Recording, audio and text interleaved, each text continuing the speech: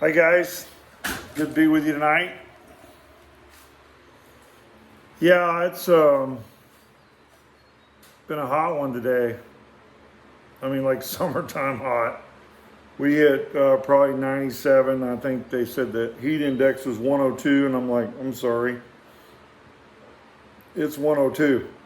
It feels like 102. It's 102. So I got out and tilled the garden this morning.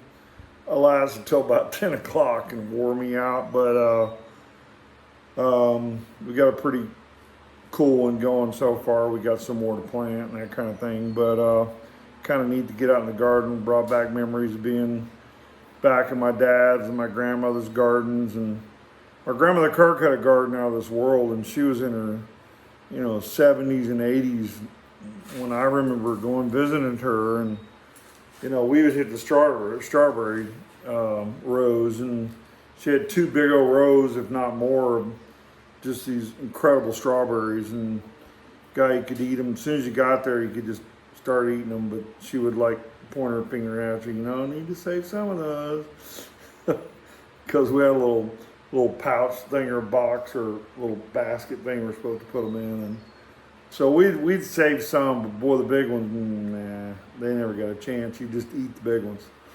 But that was my memories growing up with my grandmother and my dad and having big gardens. And Bonnie and I have always, whenever we had a chance, we've always had a big garden. And this is the first time we've ever here had the opportunity, because we came up in here in such a whirlwind to come here. And I'll probably give you guys that testimony before this series ends, and then we meet to celebrate my brother's.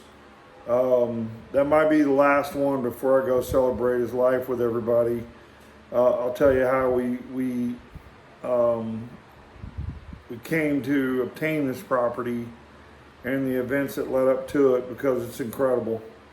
It definitely, there's no way you can deny God's hand when you hear what we went through and how we got this place. It's there's no other way. It's a miracle. So we weren't planning coming up here for a couple of years, and anyway, here we are, and it's been good. It really has. And so we're getting used to it, and the things we did today, or I did today, were it was just brought back old memories of growing up with my grandmother and my dad and my Granny Ward, over there in Horatio, where they had a garden also. And that was the difference between my dad and my mother's parents. Is my dad, they weren't by any means rich, but my granddad had this Bruce Kirk. His family got thrust upon. They got tragically killed. I don't know the whole story. Scott, my cousin Scott, did a whole deal on our family, and my grandmother and my granddad were in charge of the trust fund. So Bruce Ward had an immense, quite a corporation going, because he had several cotton gins and a couple general stores and lots of land and several hundred head of cattle, and I still say, looking back on it, what I know is because of my grandmother's faith in God, that all got thrust on them just before the Depression. And my granddad and my grandmother raised the Bruce Kirk's family and his kids, and entrusted them with a trust fund. So those were, very vibrant times until, right after that, the Depression hit. So it just took everything away, where the government would come give you 10 cents on the dollar for your cows, and then bulldoze a big ditch and throw your cows in there and shoot them on, put them on fire, and cover it up. That was back in the day when they did all that. So it was that's where my parents and a lot of you guys' parents came from, came up out of that. So it was, I mean, what we're going through now is, it wouldn't even make a scab on their butt. It wouldn't. Everybody's whining and crying, but at the same time, it is troubling times. So everybody gets to take a step back and really do some self-evaluation. I think that's what we're all doing. But out of that came my dad, and my dad's had 5 brothers and 2 sisters, and that lived, and they became very, very. One sister didn't live, long enough, but the 5 brothers and 1 sister, survived it all, and they all went into the service and served their country in World War I, World War II. My Uncle France, World War II, he was the oldest.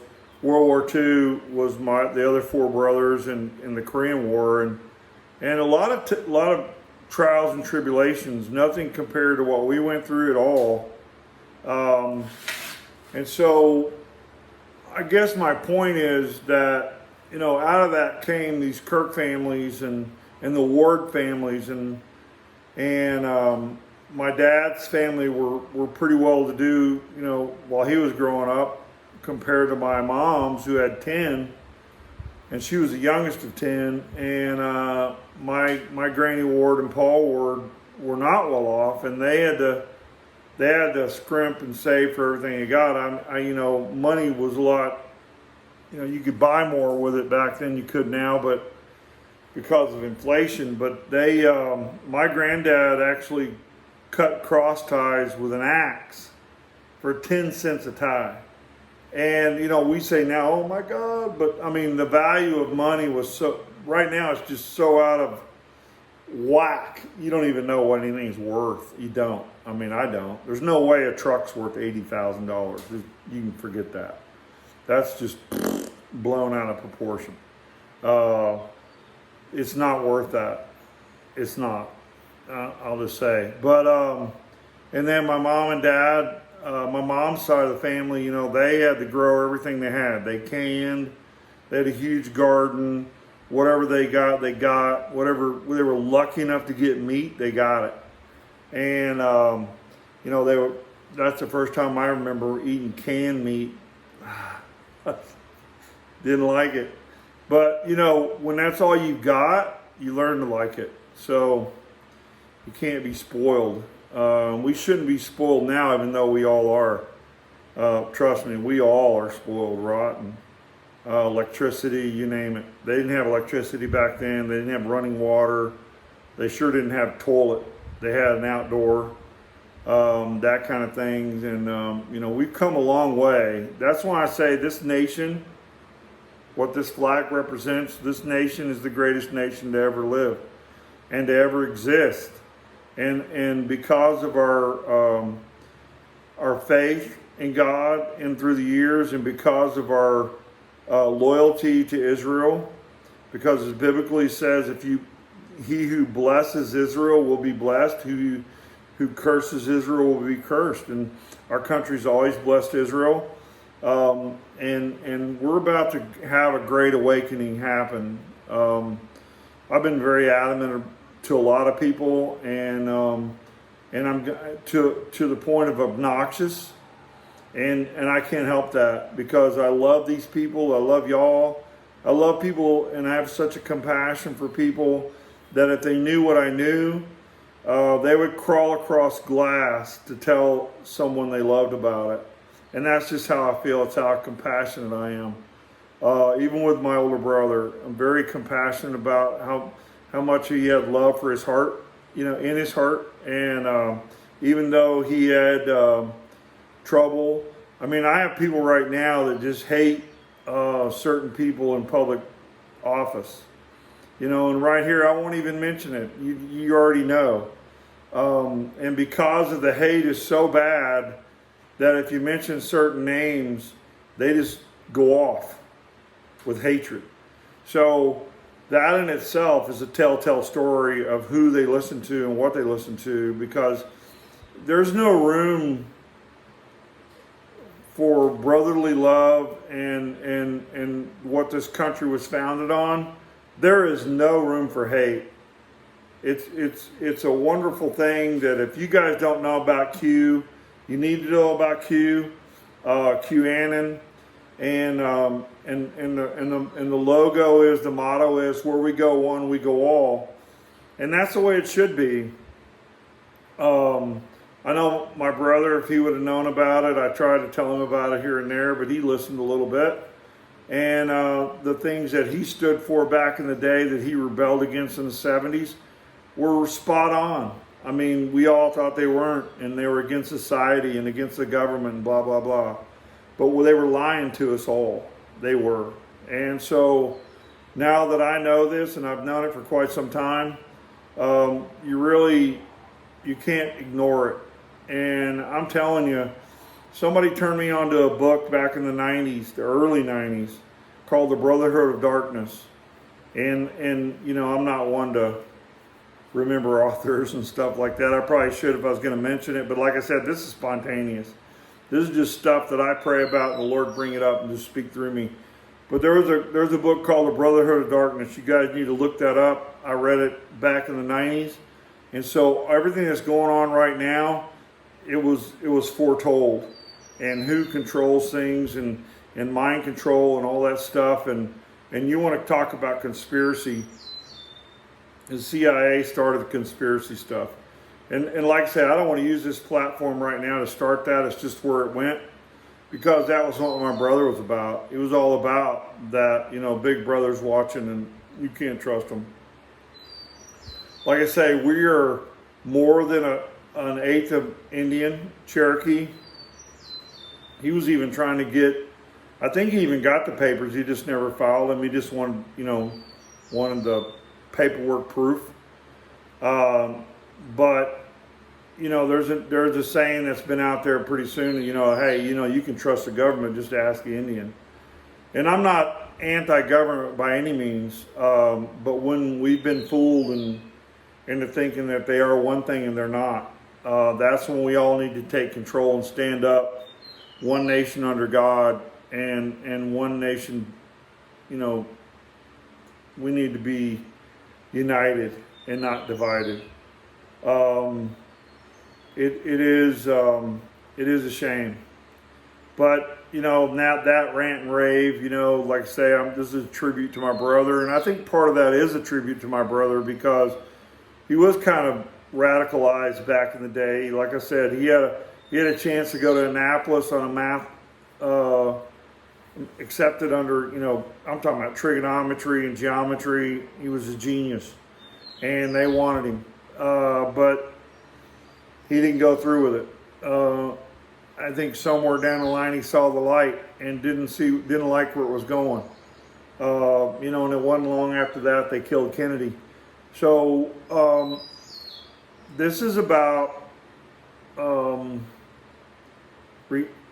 it's not revenge, but it's more like reconciliation. That's the time we're in right now. We're in reconciliation. We are. So don't, like I say, don't roll over and wet on yourself and believe everything that goes down the pike. There's a lot of stuff I see on the internet that I believe, and I've even posted some stuff and going, oh man, I should have researched that more, but it wasn't true. So we're all vulnerable. We're all, you know, fall short of the grace of God. We're all, we're human beings. And so I guess what I'm trying to say is the love of my brother and his love for this country, because my brother did love this country. He really, really did. And, you know, that was kind of the thing tonight. I didn't really have a lot, you know, after that last story in the Bahamas, except to move on and go to what I call the Roger and I growing old together. And I guess the first conversation we had together when we grew up, that really kind of got his attention, was that I was working for the city of Austin and wasn't making enough money, so I had to get a job, you know, jobs on the side and trying to just make ends meet. And I had some landscaping jobs and that kind of thing, and he would come in and argue with me as brothers do. And I go, no, this is my job. This is the way we're going to do it. And he would come up with another idea, and I go, no, we're not doing that. And Roger and I had a conversation, and we said, and he said, well, you don't respect me anymore. You don't respect anything I say. And I said, well, Roger, since 1969, I'm going to ask you a question, and if you can't answer this, don't tell me. I just want you to answer this question in your own mind.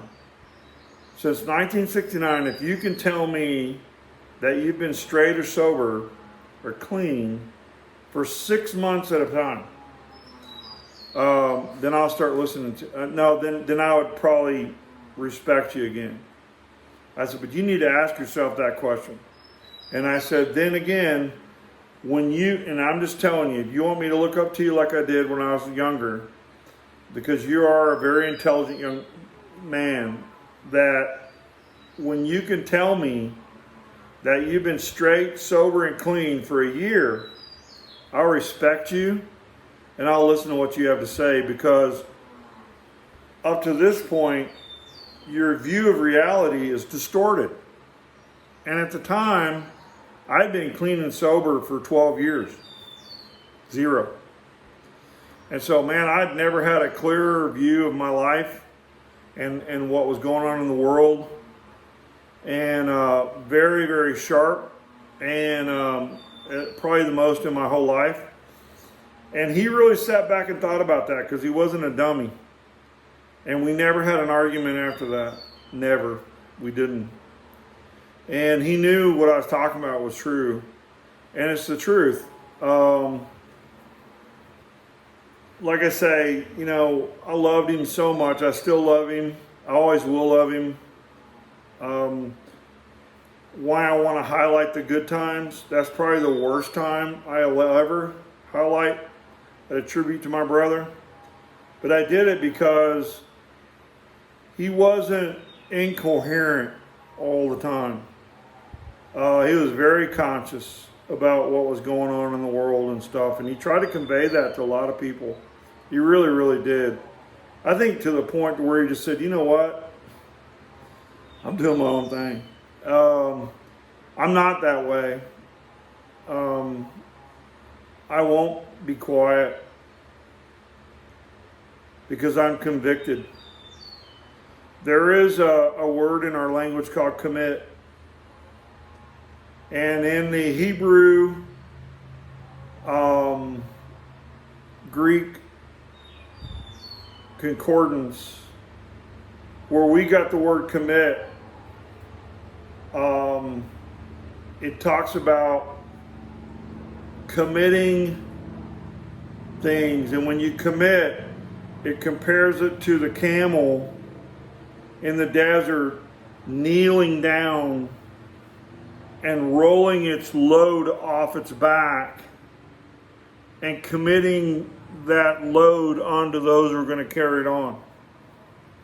So it didn't really mean what we think it means, like commit, that you're going to be committed to something.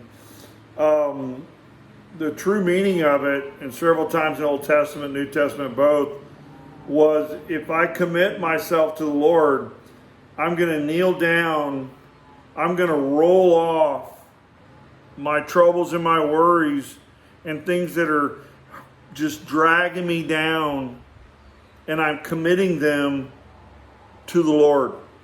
That's what it really means. So when you commit to something, you're taking the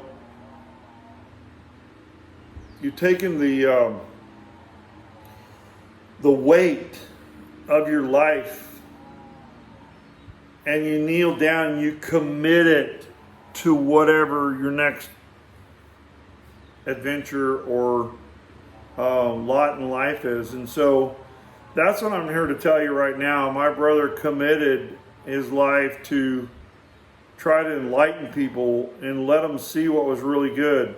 I've got a poem here. I don't know if I can read it or not. Marie gave it to me, He was a very good writer. I mean, unbelievable how he wrote. And like I said, a lot of that came from being homeschooled. My mom taught him. I mean, by the time he reached high school, he was completely educated by my mother. And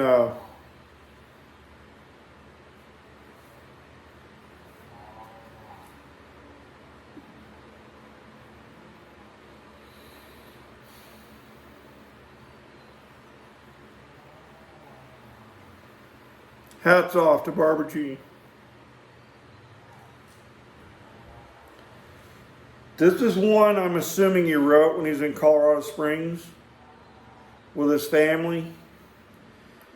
And he said, one night on the eastern slope, cool as the wind as it blows down over the mountains, a sharp, hastening winter storm has welcomed our first day of autumn. My children are sleeping now. All is quiet, save for the pop and crackle of the fire.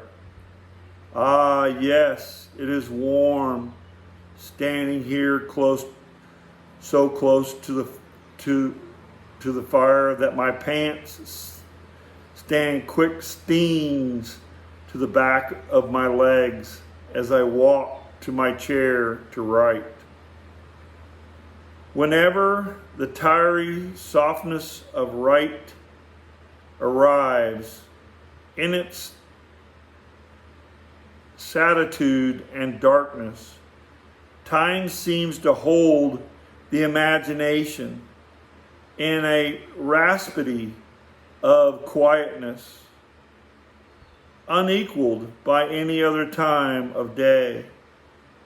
One can return into oneself to feel and be without life's daily righteousness. I probably messed that up a lot. He probably did a lot better, but it was signed Roger Kirk, autumn of 1986. That's just a little glimpse into, I mean, there's a whole poetry book out there that he wrote. And so how deep, I mean, he was deep. I mean, deep. And most of what we saw was on the surface. I put him in I'm serious. I would put him into the echelons of Mozart and Napoleon, and not Napoleon, but the Mozarts and Leonardo and those kind of guys. I'm not kidding.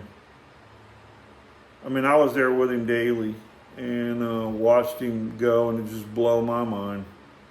I mean, all the times, and those of you knew him spiritually and that kind of thing, and it was really, really deep. So I don't know. That's kind of where this is all gone to tonight.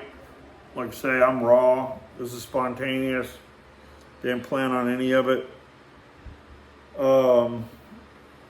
But truly going to be great. We all get together and celebrate. I'll try to, maybe somebody can jog my memories and stuff. I'll try to come with a more upbeat and cheerful time in our lives as we grew older. But it reminded me of what I thought about after all the years. It's always been in my head, never written it down, but I'll give it my best shot.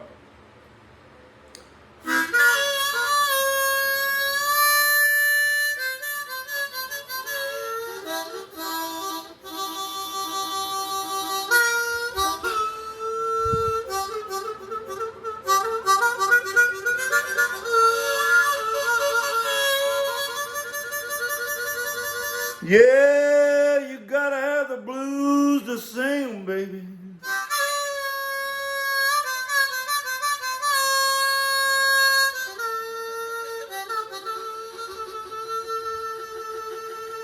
Yeah, all the sorrows and troubles in your life.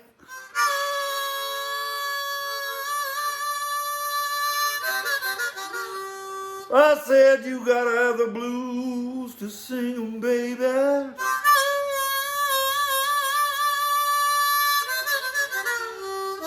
Oh, the sorrows and troubles in your life.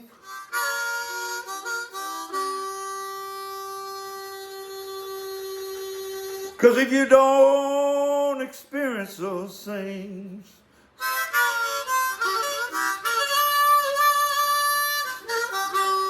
you can't begin to sing the blues.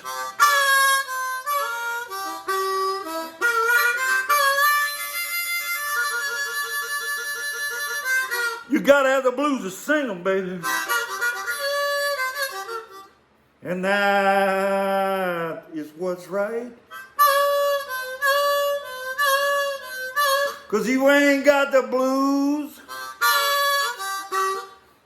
then you can sleep through the night.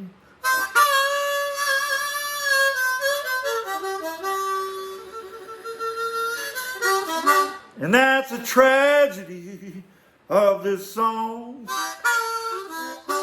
You gotta have the blues to sing 'em, baby. Everything's gotta go wrong.